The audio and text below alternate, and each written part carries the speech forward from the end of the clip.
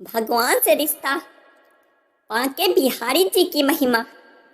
एक बार मथुरा के निकट एक गांव में एक छोटी लड़की रहती थी। वृंदावन के निकट होने के कारण वहां से बहुत लोग ठाकुर जी के दर्शन को जाते थे। जब वो छोटी बच्ची 5 साल की हुई तो उसके घर वाले बांके बिहारी जी के दर्शन के लिए जा रहे थे। उस समय वाहन बहुत कम थे। उनको दर्शन को जाते देख उस छोटी लड़की ने कहा, पिताजी मुझे भी अपने साथ ठाकुर जी के दर्शन के लिए ले चलो। पिताजी ने कहा, बेटा अभी आप छोटे हो, इतना चल नहीं पाओगे, थोड़ा बड़ा हो जाओ तब तुम्हें साथ में ले चलेंगे। कुछ समय बीता। जब वो 7 साल की हुई तो फिर घर वालों का किसी कारणवश वृंदावन जाना हुआ। फिर उस बच्ची ने कहा, पिताजी अब मुझे भी साथ ले चलो ठाकुर जी के दर्शन के लिए। लेकिन किसी कारणवश उसको ना ले जा सके। बच्ची के मन में ठाकुर जी के प्रति बहुत प्रगाढ़ प्रेम था। वह बस उनका मन से चिंतन करती रहती और दुखी भी होती थी कि ठाकुर जी के दर्शन को ना जा सकी आज तक। गांव में उसके सभी सहपाठी प्रभु जी के दर्शन कर चुके थे। जब वो सब ठाकुर जी के मंदिर और उनके रूप का वर्णन करते तो इस बच्ची के मन में दर्शन की ललक और भी बढ़ जाती। समय अपने पंख लगा के बढ़ता गया।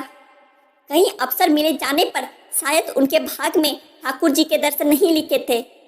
जब वो 17 साल की हुई तो उसके पिताजी को उसके विवाह की चिंता हो गई। उसका विवाह तय हो गया।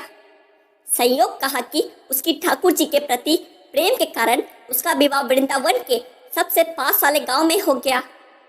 वह लड़की बहुत प्रसन्न थी कि अब तो उसको भी ठाकुर जी के दर्शन होंगे। जब विवाह संपन्न हुआ तो वह अपने ससुराल गई। फिर रस्म निभाने के लिए वापस अपने घर आई। 1-2 दिन बाद वो और उसके पति जब वापस अपने घर जा रहे थे तो बीच में यमुना नदी पर उसके पति बोला, तुम कुछ देर इधर बैठो, मैं यमुना से स्नान करके आता हूँ। उस लड़की का चिंतन अब ठाकुर जी की तरफ चला गया और सोचने लगी कि कब ठाकुर जी के दर्शन होंगे।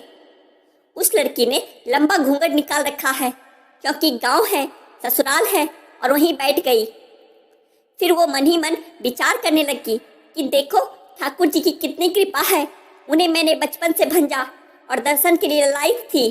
उनकी कृपा से अब मेरा विवाह श्री धाम वृंदावन में ही हो गया। पर मैं इतने सालों से ठाकुर जी को मानती हूँ, पर अब तक उनसे कोई भी रिश्ता नहीं जोड़ा। फिर सोचने लगी, ठाकुर जी की उम्र क्या हो सकती है। मेरे हिसाब से लगभग 17 वर्ष के ही होंगे। मेरे पति 21 वर्ष के हैं, उनसे थोड़े ही छोटे होंगे। इसलिए वो मेरे पति के छोटे भाई की तरह हुए तो मेरे देवर की तरह। लो आज से ठाकुर जी मेरे देवर होंगे। अब तो ठाकुर जी से नया संबंध जोड़कर उसको बहुत प्रसन्नता हुई और मन ही मन ठाकुर जी से कहने लगी, ठाकुर जी आज से मैं आपकी भाभी और आप मेरे देवर हो गए। पर वो समय कब आएगा जब आप मुझे भाभी भाभी कहकर पुकारोगे।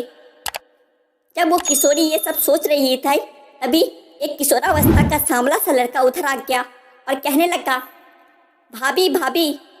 लड़की अचानक अपने भाव से बाहर आई और सोचने लगी, वृंदावन में तो मैं नहीं हूँ, ये भाभी कहकर कौन बुला रहा है। वो नहीं थी, इसलिए घूंघट उठाकर भी नहीं देखा कि गांव के किसी बड़े बूढ़े ने देख लिया तो बड़ी बदनामी होगी।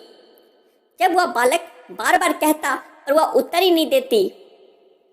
बालक उसके और पास आया और कहा, भाभी नेक अपना चेहरा तो दिखा दे। अब वह सोचने लगी, अरे ये बालक तो बहुत जिद कर रहा है। इसलिए उसने और कस के अपना घूंघट पकड़ कर बैठ गई कि कहीं घूंघट उठाकर देख ना ले। भाभी आपने ये पर्दा क्यों कर रखा है, हम तो आपके देवर हैं। उस लड़की ने उसको एक नज़र देखा, फिर कहा, नहीं हम आपको नहीं जानते, और घूंघट उड़ लिया। नहीं नहीं हम आपको जानते हैं, आप उस गांव के हो ना, बस कुछ ही दूर में हमारा घर है। भाभी अपना चेहरा तो दिखाओ। जब कह दिया ना हम आपको नहीं जानते, इनको पता चल गया तो बहुत मार पड़ेगी। भाभी आप तो नाराज हो रही हो, देखो हम आप कितने प्यारे देवर हैं, आपसे मिलने के लिए इतनी दूर तक आ गए और आप हो की बात भी नहीं कर रहे हैं। क्यों आप हमसे मिलना नहीं चाहते थे। और इतना कहते ही उस लड़के ने घूंघट खींच लिया और चेहरा देखा और भाग गया। थोड़ी देर में उसका पति भी आ गया।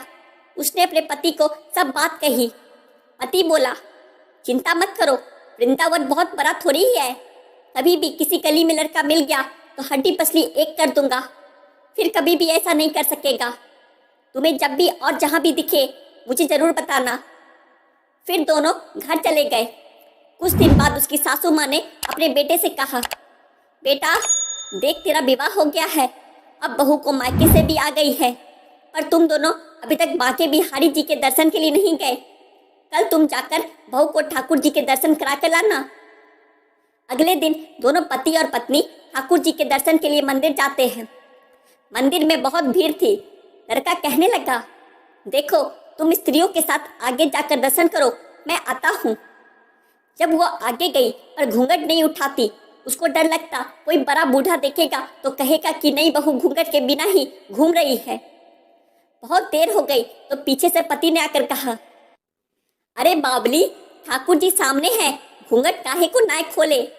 घूंघट नाय खोलेगी तो प्रभु जी के दर्शन कैसे करेगी। अब उसने अपना घूंघट उठाया और जो बांके बिहारी जी की ओर देखा तो बांके बिहारी जी की जगह वही बालक मुस्कुराता हुआ दिखा। तो वह चिल्लाने लगी, सुनिए ओ जी, जल्दी आओ जल्दी आओ। पति जल्दी से भागा आया और बोला, क्या हुआ। लड़की बोली, उस दिन जो मुझे भाभी भाभी कहकर भागा था ना, वह लड़का मिल गया। पति ने कहा, कहाँ है, अभी उसे देखता हूँ, बता तो जरा। उसने ठाकुर जी की ओर इशारा करके बोली, ये रहा, आपके सामने ही तो है।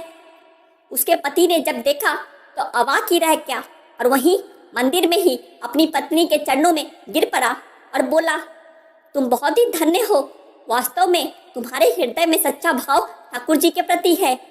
हम इतने वर्षों से वृंदावन में हैं, पर आज तक हमें उनके दर्शन नहीं हुए, और तेरा भाव इतना उच्च है कि ठाकुर जी ने तुझे दर्शन दे दिए।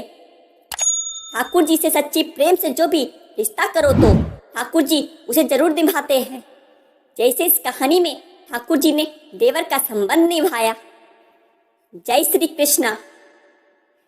ऐसे ही और वीडियो के लिए हमारे चैनल को सब्सक्राइब करें। धन्यवाद।